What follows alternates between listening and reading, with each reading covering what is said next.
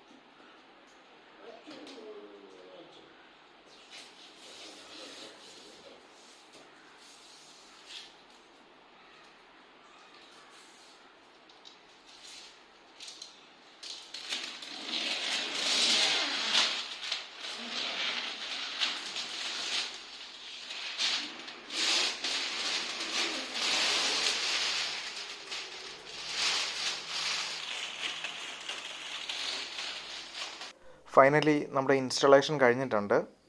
ഇപ്പോൾ TV നല്ല പ്രോപ്പറായിട്ട് സെറ്റായിട്ടുണ്ട് വാളുമായിട്ട്. അപ്പോൾ എന്തായാലും ഇനി കുറച്ച് സെറ്റിങ്സ് കൂടെ ഉണ്ട്. അതപ്പോൾ സർവീസിന് വന്നാൽ നമ്മുടെ ചേട്ടൻ എല്ലാം ഒന്ന് സെറ്റ് ചെയ്ത് തരാമെന്ന് പറഞ്ഞിട്ടുണ്ട്. TVയുടെ കുറച്ച് സ്പെസിഫിക്കേഷൻ ഞാൻ പറയാം. ഡിസ്പ്ലേ സൈസ് വരുന്നത് 50 ഇഞ്ചാണ്.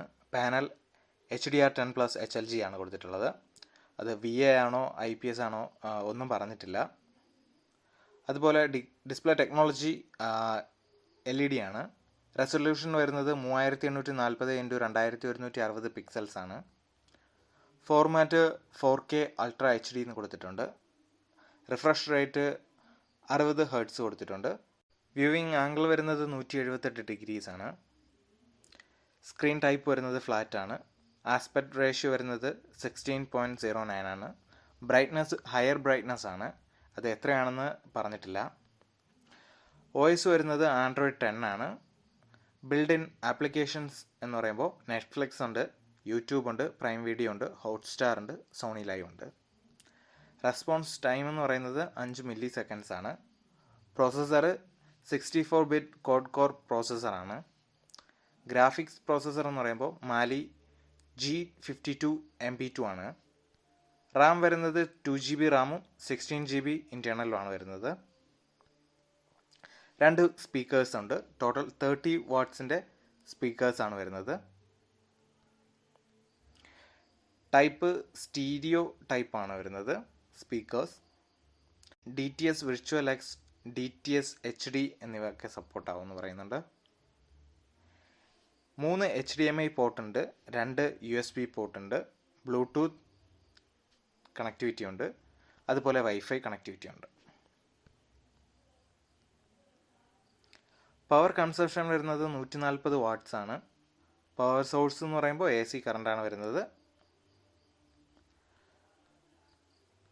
ഇതിൻ്റെ ടോട്ടൽ വെയിറ്റ് എന്ന് പറയുമ്പോൾ 10.3 kilograms ആണ് വരുന്നത്. TVയും ചുമരും തമ്മിൽ ഇത്രത്തോളം ഗ്യാപ്പ് ഉണ്ടായിരിക്കും വാൾ മൗണ്ട് ചെയ്തതിന് ശേഷം. TVയുടെ താഴെയായിട്ടാണ് സ്പീക്കറിൻ്റെ പൊസിഷൻ കൊടുത്തിട്ടുള്ളത്. 2 സ്റ്റീരിയോ സ്പീക്കേഴ്സാണ്. ടോട്ടൽ 30 വാട്ട്സിൻ്റെ ഔട്ട്പുട്ട് കിട്ടുന്നുണ്ട്. അത്യാവശ്യം നല്ല ക്വാളിറ്റിയുള്ളൊരു സ്പീക്കേഴ്സാണ്. അതിനോടൊപ്പം തന്നെ ഒരു പവർ ബട്ടണും TVയുടെ താഴെയായിട്ട് കാണാൻ സാധിക്കും. ബോക്സിനുള്ളിൽ ഇൻസ്റ്റലേഷൻ ഗൈഡും അതുപോലെ തന്നെ യൂസർ മാനുവലും TVയുടെ ഒരു ക്യൂട്ടായിട്ടുള്ള റിമോട്ടും 2 സ്റ്റാൻഡുമാണ് വരുന്നത്. വേറൊന്നും വരുന്നില്ല. നമ്മൾ മുമ്പ് MIയുടെ TVയുടെ റിമോട്ട് കണ്ടതുപോലെ തന്നെയാണ് ഈ ഒരു റിമോട്ടും. നല്ല സ്റ്റൈലിഷ് ആയിട്ടുള്ളൊരു റിമോട്ടാണ്. അതിൽ റെഡ്മി എന്നൊരു ബാഡ്ജിങ് ഉണ്ട്. ഒരുപാട് സ്വിച്ചും കാര്യങ്ങളൊന്നുമില്ല. കോമ്പാക്റ്റ് ആയിട്ടുള്ളൊരു റിമോട്ട് കൺട്രോളാണ്. ഇതിൽ നെറ്റ്ഫ്ലിക്സിനും പ്രൈം വീഡിയോയ്ക്കുള്ളൊരു ഹോട്ട് കീ കൊടുത്തിട്ടുണ്ട്. അതുപോലെ തന്നെ ഇതിൻ്റെ സ്റ്റാൻഡ് വരുന്നത് നല്ല ഗ്ലോസി ഫിനിഷിൽ വരുന്ന ഒരു സ്റ്റാൻഡാണ്. നല്ല ക്വാളിറ്റി ഉണ്ട്, പ്ലാസ്റ്റിക് മെറ്റീരിയലാണ്. പക്ഷേ എന്നിരുന്നാലും നല്ലൊരു ക്വാളിറ്റി ഇതിന് പ്രൊവൈഡ് ചെയ്യുന്നുണ്ട്. അത്യാവശ്യം സേഫ്റ്റി തരാൻ കഴിയുന്ന സ്റ്റാൻഡ് തന്നെയാണ് കാഴ്ചയിൽ തോന്നുന്നത്. അപ്പോൾ ഇത്രയും കാര്യങ്ങളാണ് ബോക്സിൽ വരുന്നത്. നല്ല സ്ലിമ്മായിട്ടുള്ള ബെസൽസാണ് വരുന്നത്. അതും കാണാൻ നല്ല ഗ്ലോസി ഫിനിഷിലുള്ളൊരു ബെസൽസാണ്. അതിൻ്റെ കോർണർ വന്നിട്ട് ഒരു കർവ്ഡ് ഷേപ്പാണ്. എന്തുകൊണ്ടും നല്ലൊരു പ്രീമിയം ലുക്ക് നമുക്ക് കാണാൻ സാധിക്കുന്നുണ്ട്. ടി വിയുടെ താഴ്ഭാഗത്തായിട്ട് റെഡ്മി എന്നൊരു ബാഡ്ജിങ് കൊടുത്തിട്ടുണ്ട്. എന്തായാലും നമുക്കിതിൻ്റെ ഓഡിയോ വീഡിയോ ക്വാളിറ്റി എങ്ങനെ ഉണ്ടെന്നൊന്ന് ചെക്ക് ചെയ്ത് നോക്കാം.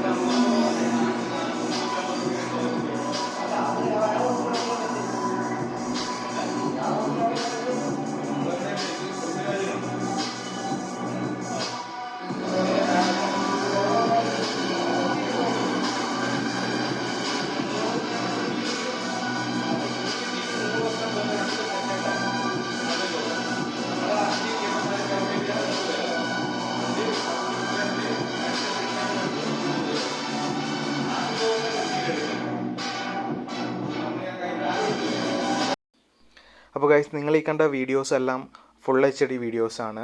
4K വീഡിയോസ് ഒന്നും തന്നെ ഞാൻ പ്ലേ ചെയ്തിട്ടില്ല. നെറ്റ്വർക്കിൻ്റെ ചെറിയൊരു ഇഷ്യൂ ഉള്ളതുകൊണ്ടാണ് ഞാൻ 4K വീഡിയോസ് ഒന്നും പ്ലേ ചെയ്യാത്തത്.